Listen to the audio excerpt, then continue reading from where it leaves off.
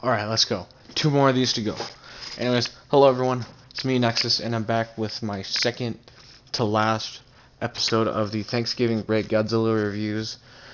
And I'm doing one of my personal favorite Godzilla movies, which I understand.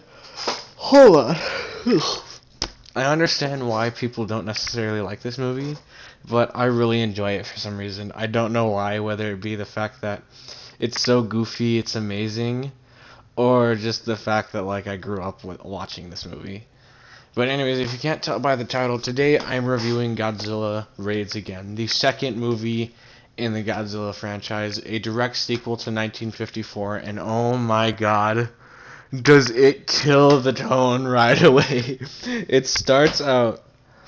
Okay, so the eerie tone's kind of lost within the beginning because it starts out with Tsukioka, our main character, flying, or actually no, it starts with Kobayashi, which is the secondary main protagonist in this movie, getting lost at sea, essentially because he's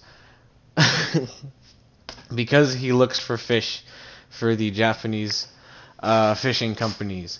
Now, if you don't know, this movie is possibly considered an allegory for Cold War tensions, because that was a thing that was starting at the time, if I believe so. I could be wrong, but if you want more on that, please go watch Omni Viewer's video. I'll link it in the description below about how Godzilla Raids Again is kind of an allegory for that, because, and I'm not gonna get into that. I'm just gonna give you my thoughts and opinions on the movie. So yes, then the main love interest, Hidemi, calls Kobayashi's best friend Tsukioka to go find him, and they do, and so that's what Tsukioka does, and he finds him, and so they're camping on this one abandoned island, and they hear Godzilla's roar, and actually no, they first hear Anguirus's roar, and they think, what the hell is that? And then they see Godzilla and Anguirus fighting, and the Godzilla suit's been slimmed down because it would be hell to fight another monster in a giant-ass Godzilla suit. And I mean, they also kind of lost the size for Godzilla because the way they made Godzilla look big is by shooting at low angles or from far away points, and it looked like you were looking at it from the top of a building. My bad, I was yawning.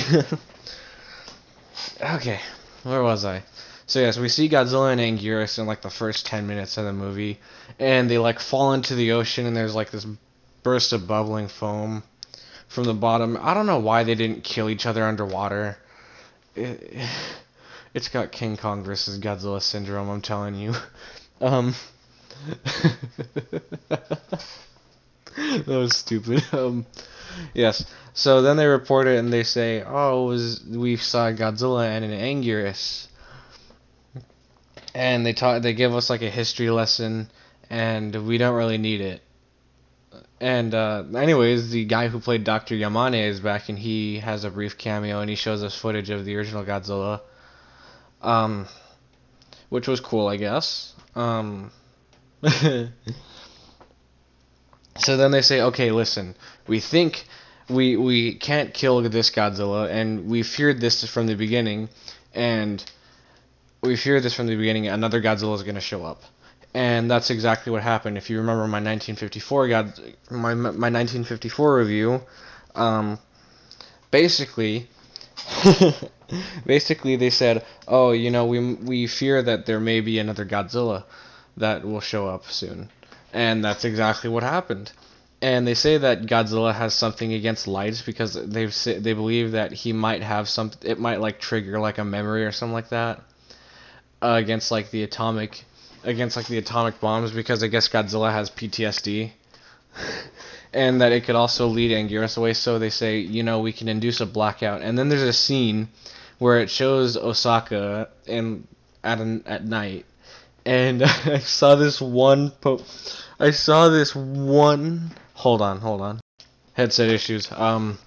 Basically I saw this one sign with a stereotypical black dude from the 50s with big lips and a smoking pipe. Uh, blackface, gotta love it. And so then we see Tsukioka and Hidemi dancing, and then they say, "Oh, Godzilla's been detected at the bay," and so the Japanese Defense Force they set up a perimeter, much like in 1984, on the bay, and they lead Godzilla away with flares.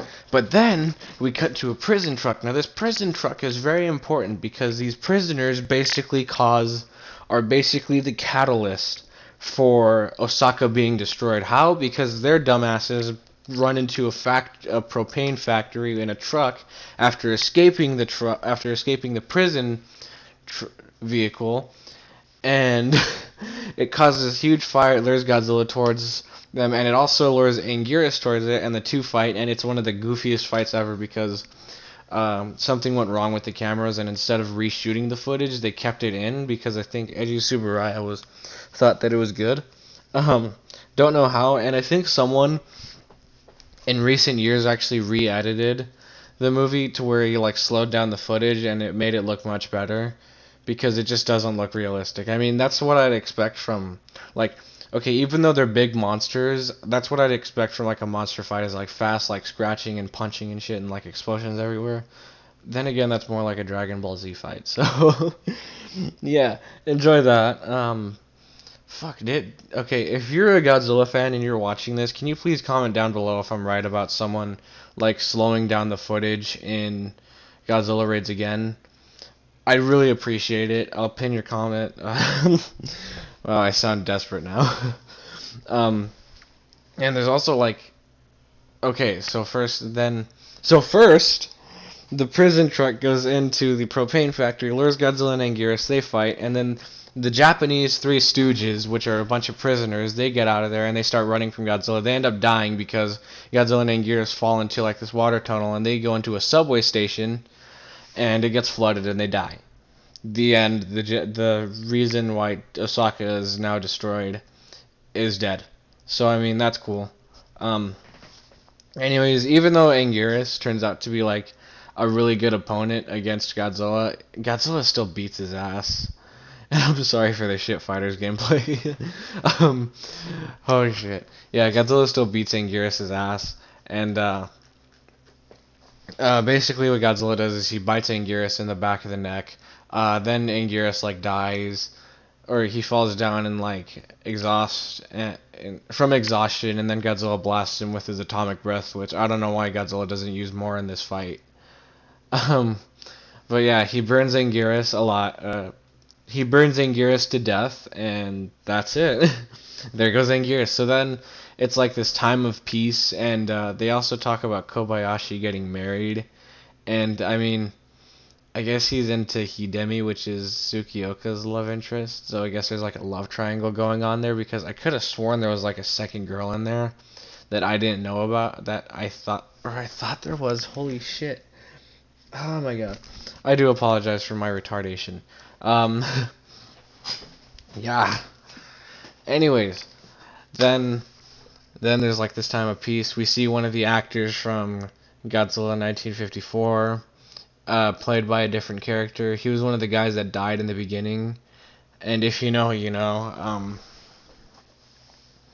So then,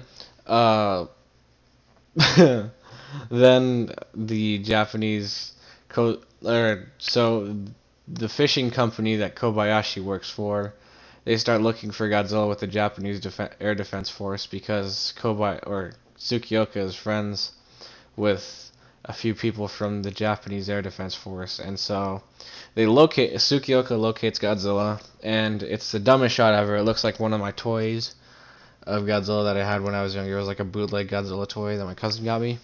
Looked like that, but it was just standing still. It's like you could at least get it to move. Like, come the fuck on. I get it, budget cuts and all, but like, holy shit. Yeah,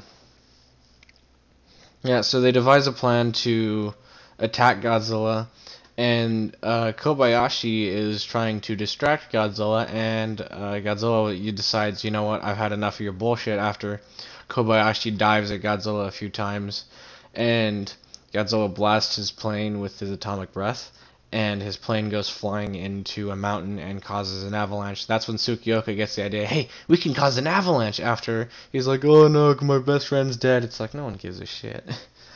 When I was younger, I was like, oh no, Kobayashi. And now I'm just like, what the fuck? So that's exactly what they do, is they cause an avalanche and they bury Godzilla into frozen hibernation. And much like what the Angry Video Game Nerd said, or what James Rolfe said, Godzilla went into a hibernation, and that he did. He basically went on a hiatus for the next, 7 years, and in that time they had Rodan, Varan, the Mysterians, and Mothra. And then Godzilla came back in King Kong vs. Godzilla, and I wish I could have reviewed that movie instead, but I decided to go for Raids again.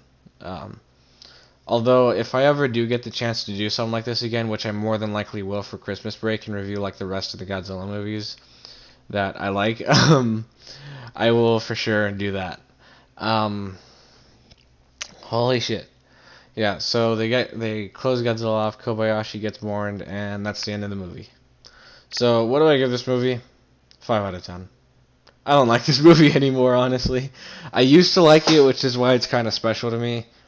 And I like the fights somewhat, but other than that, it's a really forgettable movie. But I do hope that someone enjoys this movie. I mean, I still enjoy it for, laughs and shit, but that's about it. So, yes, 5 out of 10 movie. I do recommend you watch it just to, see the sequel to Godzilla 1954. Well, and I might as well go off over the pros and the cons, even though I already went over them. Pros, special effects. I mean, the practical effects are cool. Cons, literally the whole movie, except for the practical effects. Yeah. So that was it. I know this was shorter than most of them, but this movie's really short. So I hope you guys enjoyed this. I'll see you guys tomorrow for the last episode of my Thanksgiving break Godzilla reviews, and I hope you're enjoying these as much as I am, because I know I sound dead, but that's because my voice is really low now, and I do apologize. I want to make these more interesting, and hopefully when I get my own computer one day and I buy Premiere, then I can start making my videos really good. But for now, I hope you guys enjoy these. Until then, I'll see you guys later. Like and subscribe if you're new. Turn the bell, turn the notifications on. Check out my other Thanksgiving break Godzilla reviews if you want to, if you haven't already. And I'll see you guys in the next one. And I'll give you a hint. The next one is my favorite Godzilla movie. And if you remember which one that was, then you're set. Thank you for watching. See you guys later. Nexus out.